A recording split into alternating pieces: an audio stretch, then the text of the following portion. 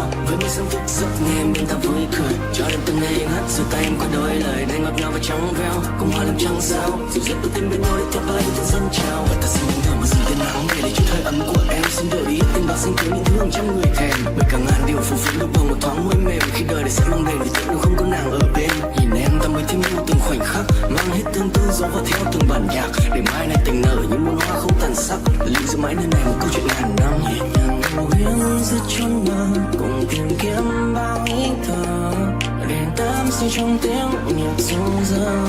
Hồn xa theo bước ta ngân ngơ, dù ngàn kiếp ta vẫn chờ, chỉ cần có phút giây để trao yêu thương. Yes, baby,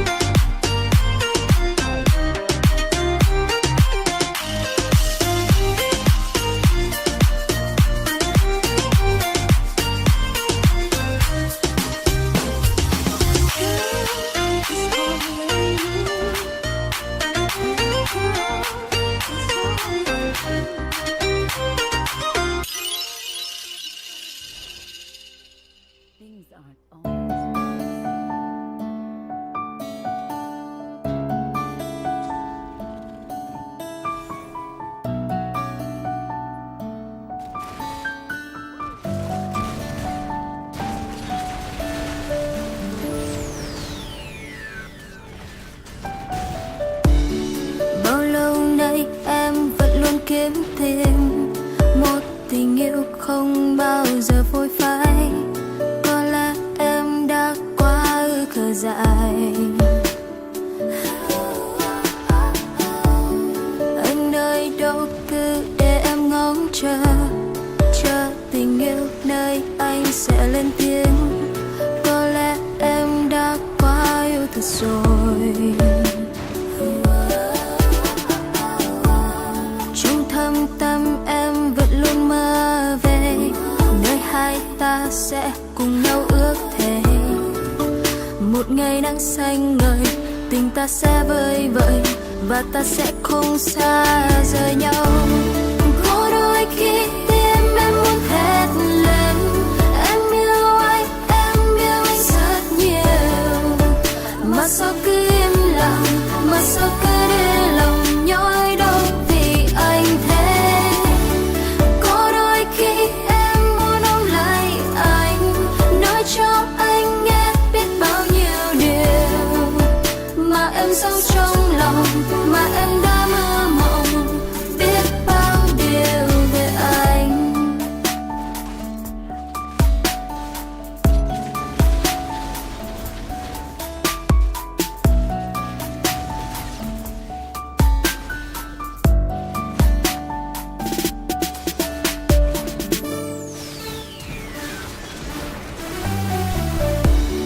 Bao lâu nay em vẫn luôn tìm kiếm một tình yêu chẳng thể phôi phai. Chắc có lẽ em quá ư khờ dại. Anh nơi đâu cứ để em ngóng chờ tình yêu nơi anh về bên em. Có lẽ em đã quá yêu thật rồi. Trong thâm tâm em vẫn luôn mơ về nơi hai ta sẽ cùng nhau ước thề. Một ngày nắng xanh ngời, tình ta sẽ vơi vợi và ta sẽ không xa rời nhau. Có đôi khi tim em muốn thét lên, em yêu anh rất nhiều. Mà sao cứ im lặng, mà sao cứ để lòng nhói đau vì anh thế. Có đôi khi em muốn ôm lại anh, nói cho anh nghe biết bao nhiêu điều mà em sống trong lòng, mà em đã mơ mộng biết bao điều về anh. My baby cay đi tìm em, anh đi tìm nỗi nhớ. Vì sao trong mộng mơ em luôn là những ngôi sao lấp lánh trên cao. Mình nhìn anh đây đây, nhìn anh đây đây, chạm vào anh đây đây, và đôi ta sẽ mãi không xa rời. Có đôi khi tim em muốn thét lên, em yêu.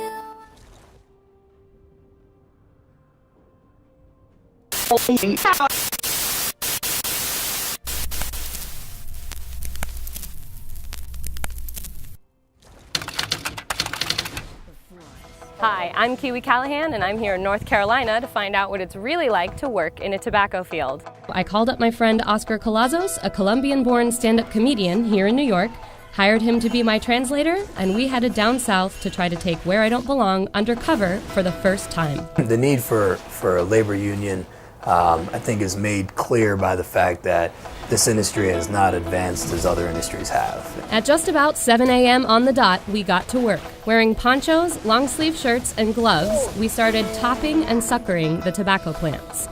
Within 30 minutes, my partner Oscar and I were soaked from head to toe, despite the ponchos. After lunch is when the day got brutal. The sun came out full force. We had finished the first field and thought that we might be done for the day, only to discover another field just beyond the trees, bigger than the first.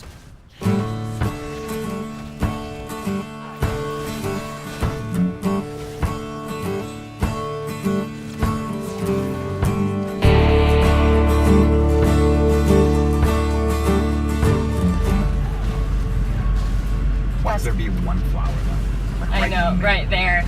Oh, that would be awful. This is, I like this is. I can't believe we just did that whole field. I can't, and the day's not even over. The plants in this field were taller, and somehow there were more bugs. We were still mostly wet, but now it was both sweat and rainwater. By 2 o'clock, I was feeling the heat. My work was slowing down, and I was having trouble finishing my rows with the rest of the group, so a few of the crew members would alternate doubling back to help me finish. Oscar and I had less and less to say to each other as the day wore on. You know, each crop has, there's nothing out there that's easy, certainly. Tobacco is, particularly problematic because it's done during the hottest part of the summer. The nicotine and the chemicals on the plant, often absorb into your body, and it's called green tobacco sickness. Ventas en tabaca, is what they say in Spanish. So, there's a lot of illnesses, work-related illnesses from doing that work, and heat stroke. And other issues that are, particularly bad. By 4 p.m., I had a wicked headache, and I was feeling dizzy and nauseous. According to my phone, our heat index was 97 degrees, but the others in the group didn't seem to lose any stamina. One kid with dimples and a round face kept telling me jokes and offering me water from his canteen.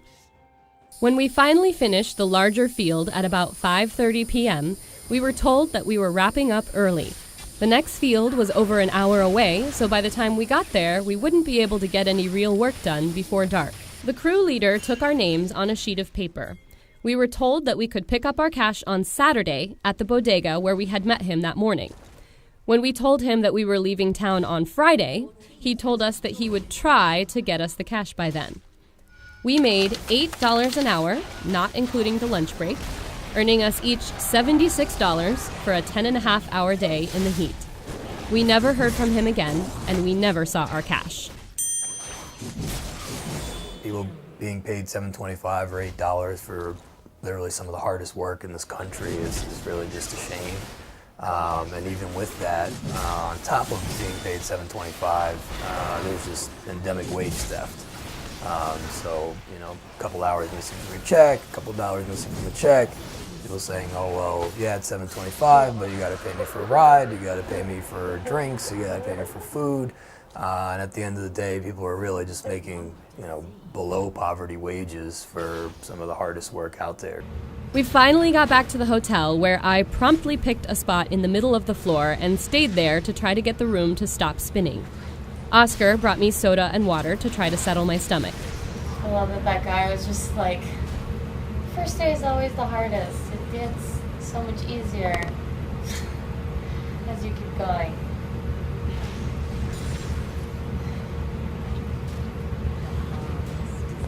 I mean, I'm sure it does a little, but Jesus. I sat there for a while, I don't actually know how long it was, until I felt okay enough to stand up and shower. It was hours longer before I was able to eat. Should have done that a long time ago. My experience is hardly unique. I interviewed a former farm worker who now works construction, and he described similar incidents. My name is Alvaro. I got here in 1996, came because the struggle was hard in Mexico. The first thing my parents started working was the fields. That was the only thing they had. Tobacco is kind of harder because of the chemicals they spray and the sun. The chemicals get in your skin, and the sun will make you absorb them. And it's long days, long days. A 2005 study by Dr. Robert McKnight at the University of Kentucky estimates that tobacco workers absorb the nicotine equivalent of 50 cigarettes during a typical workday. Other studies place that number a little lower at 36, but neither of those seem okay to me.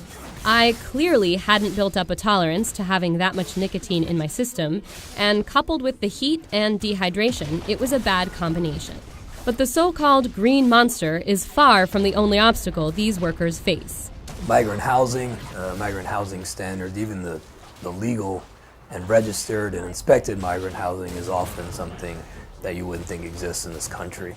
So you have things like, 5 toilets lined up right next to each other with no divider, and that's enough for 60 people to share in a labor camp, and that's legal.